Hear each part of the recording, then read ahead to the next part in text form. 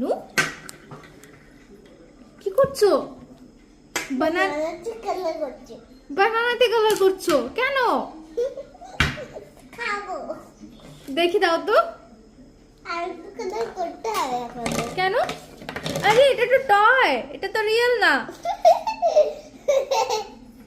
আমি খাবো। কালার কেন করছো এটাতে? রং করছি কিন্তু বানানা একটু কালো কালো থাকে।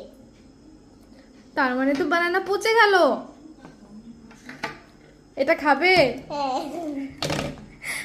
তবে যাই বলুন বন্ধুরা, এটাকে কিন্তু এখন একদম রিয়েলি দেখাচ্ছে।